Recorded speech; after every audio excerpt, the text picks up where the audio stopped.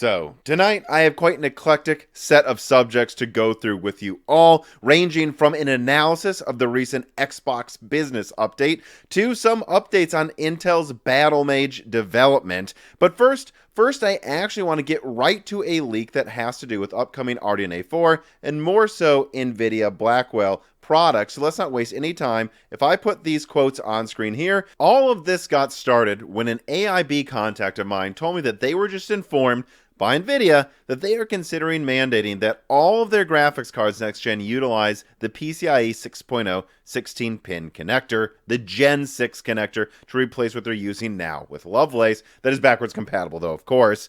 And that might even include all the way down to the 5060 or lower if they bother to launch a 5050. Now, the big deal about this, of course, isn't that Nvidia would keep sticking to this 16-pin strategy for their power connectors.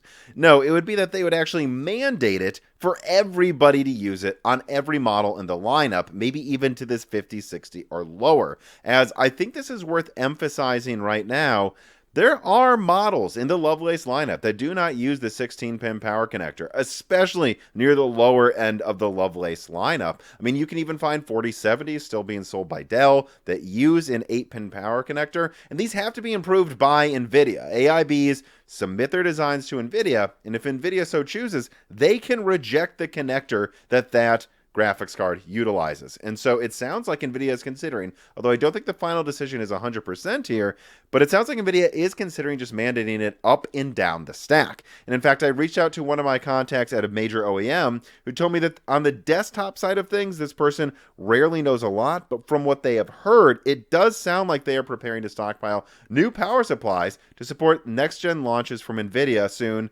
later this year, and that nobody has mentioned Radeon requiring these power supplies. You know, somebody from Nvidia even told me that they don't think this is crazy at all, that while they cannot confirm what final decisions will be made, that they think it makes complete sense that they would finally stick to 16-pin connectors on everything that has an Nvidia sticker on it, and that's because it saves the money on bombs, sourcing, and frankly, this person said very unapologetically, look, if you have an outdated power supply, go to Amazon and buy a converter. We don't want this to be our problem anymore. Now, then, someone at AMD got back to me and told me that, well, they had briefly considered moving to the 12VH power years ago. And I do believe this is something I've talked about in Broken Silicons and videos. But again, literally years ago, this was considered before RDNA 3 was ever out. This person told me that what they remember is they had decided it was an unnecessary new standard with almost no benefits, and that as far as this person is aware, nothing has changed in that regard. And actually, right before I started recording, somebody at Intel got back to me and said that as far as they have seen, there are no Battlemage test boards with anything but 6 pins and 8 pins, and they've never heard any discussion to use 12VH power. And then I learned something I didn't intend to learn this week, but this happens sometimes when you're digging with one of your contacts.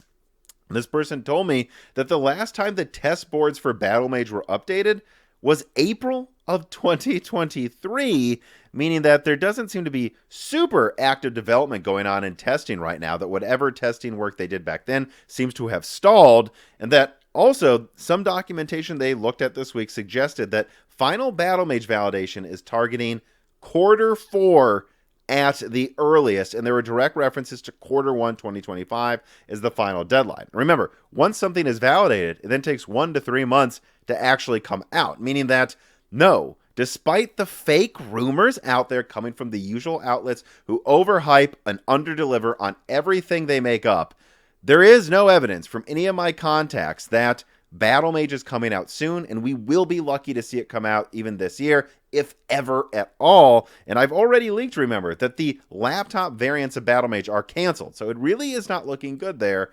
And, you know, again, speaking of fake leakers out there, that I've seen some headlines out there suggesting there's some 4090 Ti and that we're going to see Blackwell delayed. Nobody is saying that. Everyone is saying Blackwell is coming out this year. I believe that is the 5090. Do not wait for a 4090 Ti, and do not buy now thinking that Blackwell will not be here within about 10 months. It will be. But anyways, so getting back onto the main story here of 16-pin connectors for Nvidia and no 16 pins for AMD or even Intel into the foreseeable future, I want to start talking about why Nvidia would double down on this standard and why AMD wouldn't. And then I want to get into analyzing the messaging in Xbox's business update that came out this week. But first, an ad from a sponsor.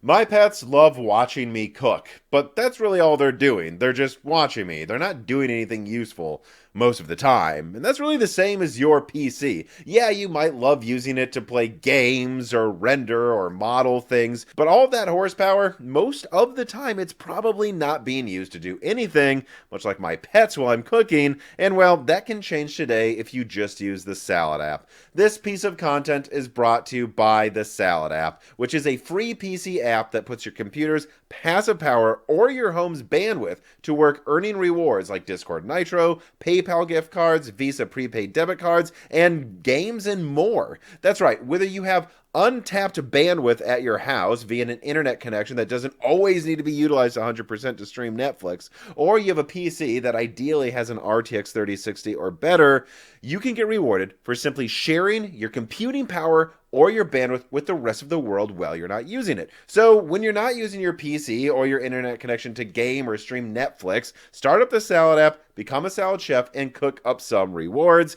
and also cook up some support for this channel. Seriously, it's entirely free to click that link in the description and download the app. And if you do so, you can just use your gaming PC to earn rewards while you're not gaming, or your modeling, rendering PC. Any powerful hardware you have, including its internet connection, can be made much more useful. And again, if you go and click on that link in the description and download Salad, it helps this channel so much. So support yourself earning some rewards on the side, and support this channel by downloading the Salad app through the link in the description today. Alright, so back to the Gen 6 16-pin that so far seems like only Nvidia is interested in.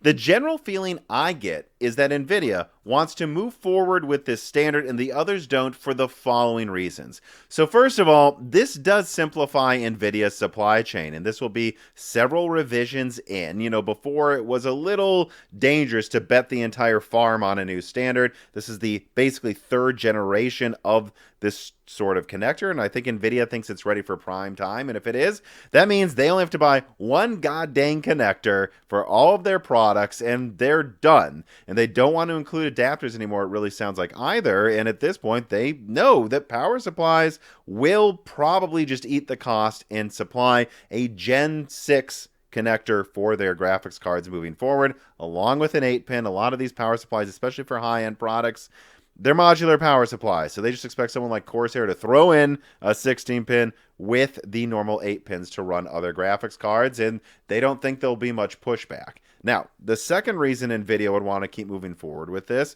is that not only does it save them cost on sourcing the actual type of port itself, they don't have to source an 8-pin and a 6-pin, and then, no, it's just one 16-pin for everything. Well, it also saves them money and space for board design. All boards will use the same port. These ports are compact. That saves them money, even if it doesn't save anybody else who's constructing the PC money. Now, here's the other thing, though, and I think this is the main thing. The third reason Nvidia would want to go with a standardized 16-pin that supports ungodly amounts of energy through the port is for that reason, that they want to have the option moving forward, if they ever need to pull the power consumption lever as hard as they need to break out a win from AMD. Because frankly speaking, there's no reason to really standardize on this overly powerful, I would argue, 16-pin connector, unless you know that someday you might want to have your enthusiast products be 600 watts as standard, high-end products be 450 watts as standard, and mid-range products even be over 300, maybe 350 watts as standard. And this was a plan Nvidia had with Lovelace when they were worried about RDNA 3. We've seen, it's emerged, this is well documented, that there are early test cards from Nvidia that were targeting 600 watts by default for the 4090, and Nvidia backtracked at the last minute because they realized it would look silly if they didn't need to do it to win. And so I think that's really the main thing. All of these things save Nvidia money, all of these things simplify Nvidia's supply chain, and all of these things, if they're standardized, allow Nvidia, if they're ever threatened, to pull that power consumption lever ultra hard to never lose the performance crown. But this power consumption lever that I'm talking about is one that I don't think AMD has any plans to pull on super hard in the near future, especially not the immediate future with RDNA 4. And this doubly applies to Intel Arc as well, that I don't see a whole lot of evidence will ever have a card over 300 watts, possibly, like literally maybe ever. And so for these people who aren't NVIDIA, 8-pin really works fine. And actually, it works more than fine. It has been well known for a very long time that a well-built 8-pin can deliver over 200 watts of power. And these days, honestly, a well-built cable and 8-pin port can provide over 250 watts of power. When you combine 250 watts then with 75 watts from the PCIe Express, you can get to over 325 watts, and that's enough for a 7900 XT already. That's enough for 90% of graphics cards to just use an 8-pin, or at least 90% of AMD graphics cards. God knows what future NVIDIA cards may consume at the top end. So, actually, what I would say is, I really don't know why AMD, who is somebody who kind of pioneered using more energy over an 8-pin than you're supposed to, with the R9 295X2 that pulled over 500 watts at times from just two 8-pins, with zero issues. I don't know why they haven't pushed to officially have a standard for a high quality version of 8-pins that AIBs can optionally use. I assume the reason that we saw like RDNA 3 cards use 3 8-pins for a lot of their models is to meet some sort of standard. I don't know why AMD is not pushing for a higher tier 8-pin standard when, even without the standard, it could clearly just be the de facto standard right now. I mean, if I was AMD, I would be pushing for a new certification for a higher wattage 8-pin that maybe has a safety factor of 1.2, which, by the way, that small safety factor of 1.2 is actually higher than what Nvidia has been mandating with the safety factor of only 1.1, which, by the way, as a former engineer, that is a bullshit small safety factor. That is absolutely ridiculous. That explains why there's been so many issues with some cables and adapters with NVIDIA's 16-pin connector. It's because if you have any quality control issues, your safety, your margin of safety is just not very big. So I don't know why AMD hasn't pushed for maybe a smaller safety factor than what they have now, but still higher than what Nvidia is doing at the 16-pin. And they just push for something that can supply at least around 300 watts before that safety factor. And therefore, with the PCIe Express lane adding 75 watts, get to like 375 watts total. I think that would be more than enough for like 99% of graphics cards. And they could just say it's optional. They could say to AIBs, hey, we've got this new certification for a high-quality 8-pin. Frankly, most of the 8-pins being manufactured right now are going to meet this standard. They just have to go through getting the certification. But even if you get the super cheap ones that can only meet 150-watt specs, you can use 3 of those. We're not going to tell you not to. But now you have this 8-pin standard right here that simplifies your board design almost as much as what NVIDIA is offering, while not having really a lot of the headaches. And it can be compatible with basically all power supplies on the market right now. And yeah, I think a lot of people would really like that, who seem to still be scared to use the 16-pin connector if you look around online. And I just don't see why they're not doing that. And in fact, it would actually make AMD look really good. I'm sure one reason AMD doesn't want to use 16 pins is it would make them look like they are following the leader yet again. Nvidia starts something and then they just follow suit. I think AMD doesn't want to do that unless it makes a ton of sense, and it doesn't make a lot of sense to them.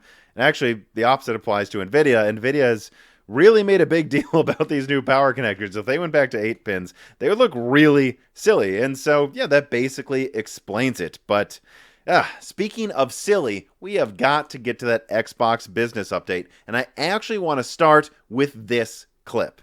What can we say about our stance around game preservation? Compatibility, the ability to not only play the games, but my saves are still there with our cloud save systems to try to keep the services up as long as we can so that people can play, is a tenet of what we are as Xbox. It's at our foundation. And when we look at future hardware generations and what we're going to support, making sure that we respect, which is the word I use, respect the investments that people have made in Xbox going forward is fundamental. And the fact that you get entitlements when you buy a game from us on both Windows and Xbox also means you have the ability to play that game across a multitude of devices, which I think furthers the compatibility of the game. Honestly, the fact that they needed to dispel rumors that Microsoft was considering deleting your digital libraries Well, that tells me that the rumors out there must have been taking a particularly hateful and negative turn before this press conference was scheduled because, well, I personally think that it's crazy to think that Xbox, even with how bad things might be going there right now, would delete your digital libraries. I just don't feel like that's something that was even close to happening. And what that tells me is there must have been some people just assuming the absolute worst case scenarios could be confirmed this week when Microsoft did their business update for Xbox. Although, I guess I do have to say that maybe they did this because Microsoft did kill games for Windows Live when that business failed. And genuinely, I am someone who personally did lose some games that were tied to it that they refused to switch to the Steam version or something when some other deal was in place. And so I guess if I'm being honest, though, I did lose some games to a Microsoft store that was deleted back a while ago. And so never mind. That's probably why Microsoft felt the need to say this in their update, because I guess they had done that before. And I guess I just can't say honestly that I would feel as comfortable buying an Xbox Marketplace game as I would buying a Steam game and knowing that in 20 years it's still going to be there. But I do think it will be, and the seriousness to which they talked about that tells you that they're worried people are already doubting that. But ultimately, what really I believe this business update was about, or really, should I say, how it came together, it is obvious that at the top of Microsoft, some big shift, some big decision was made for the Xbox brand and pushed on Phil Spencer and his team. And then Phil threw this thing together to try and softly break the news to their fans, as softly as possible, that Xbox is about to change people. And it was actually interesting to me how many hollow statements there were like, I don't really think Xbox is changing, or Xbox really, if you think about it, has always meant this other thing to me, before they constantly said things that contradict that, which was emphasizing that Xbox is a platform and it is not really a console. Xbox is a platform for creators who want to reach the most players. This has been a strategy that we've been on for, I'd say, a decade. It's not about one device. It's not about games in service of a device. Now we're one of the largest publishers on mobile platforms as well. And that's not something that we want to back away from. Play the games you want with the people you want, anywhere you want. We fully accepted that we're going to have Xbox players across all kinds of devices. Things we do with our hardware and with our platform are all in service of making those games bigger. You're playing on a platform where you get to access Game Pass. And all of the games from our incredible range of studios will always launch in Game Pass day one. And you're playing on a platform that's dedicated to you. And this sort of tender doublespeak, it reminds me of that cliche where a couple is getting divorced and they tell their kid, yeah, mommy's going to be spending more time away from home this month, but it's just a break. It's a break that's going to last maybe 2, maybe 3 months, but it's just a break for now. No final decision has been made, but eventually mommy and daddy might be getting divorced, but if that happens, there will be 2 Christmases. That sort of tone, that's how this business update felt to me. Like they weren't willing to say exactly how bad it might get, but they are clearly saying things are changing, but don't worry about that now because it's not exactly happening tomorrow. And in fact, in the latest podcast out of this channel, I actually hinted that I was just getting the feeling that clearly there was some metric or piece of data that the higher ups at Microsoft had seen that was causing chaos behind the scenes for Team Xbox. And now that this press conference has happened this week, I actually do believe I know what that metric was. And that's that Sarah, someone who was on that panel, admitted that Game Pass is at 34 million subscribers right now. 34 million Game Pass members. Which, remember, Microsoft now includes Xbox Gold as Game Pass Core. So they added Xbox Gold numbers to Game Pass numbers, which that means if you look at where the numbers were 2 years ago, they were around 34 million. People, Xbox has not game day sub for 2 years. And if you look at the statements out of Phil Spencer and that big leak for when they were trying to buy Activision Blizzard, he directly said that their trend line needed to be way above this by 2024. And in fact, in a recent video I did, I projected the trend line that a lot of people said was too pessimistic. This trend line that was below what Phil Spencer said they needed. And I expected, based on that trend line of previous subscriber growth, that they would be at around 40 million people by now.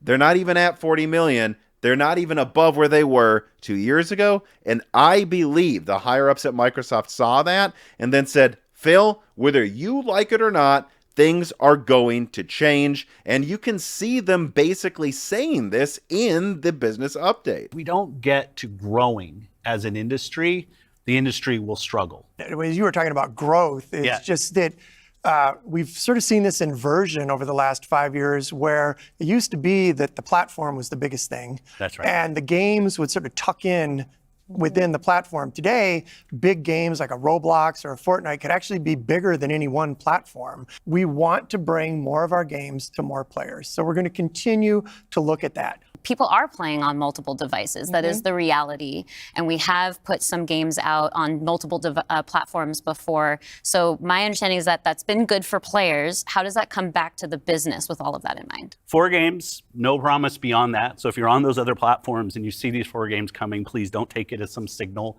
that everything's coming. It's not. And we're going to learn.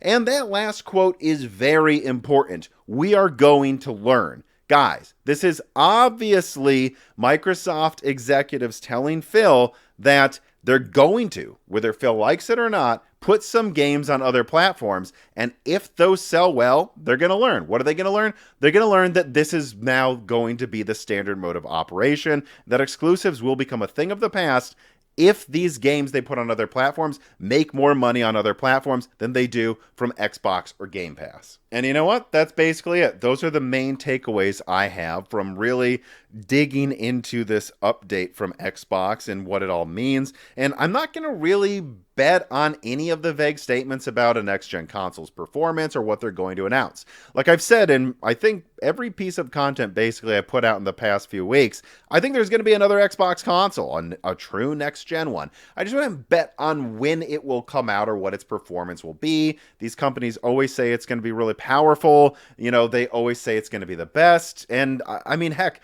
at the end of this year, maybe the new hardware update that they're going to announce is just a digital Series X.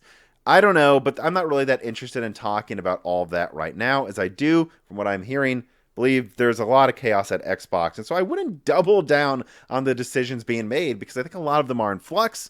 And when those further hardware decisions are made, hey, you can bet I'll talk about it in a future video. But that is going to do it for this one. And I hope you enjoyed it. If you did, please remember to hit the like button, to comment below for the algorithm, to share this. Sharing this is so important. And to make sure you're subscribed to the Moore's Law is Dead YouTube channel. That does help videos get suggested. That does help the people I'm working with more likely to work with me. Help with the subscriber count as well. I think like half of you aren't subscribed. I'm trying to get those numbers up. And then also consider subscribing to the Moore's Law is Dead Patreon. You'll get to discuss this with me on the Discord right after it, and thousands of other people. We'd love to have a civilized discussion with you about all of this stuff that is so often hard to have a civilized discussion with other people online, a lot of places on the internet. And, you know, you'll also get access to hour-long die shrink videos that come out multiple times a month with 0 ads. There was just one that came out about console and graphics card economics. And then also, you know, you'll get access to submitting questions for upcoming guests. NX Gamer will be the next guest for Moore's Law is Dead. This person has a wealth of knowledge in both the console and the PC hardware space. And you can ask him questions about what he thinks about everything going on right now with Xbox, Nvidia, Intel, AMD, and so on and so forth. But you know what? No matter what, if you made it this far, thank you for watching.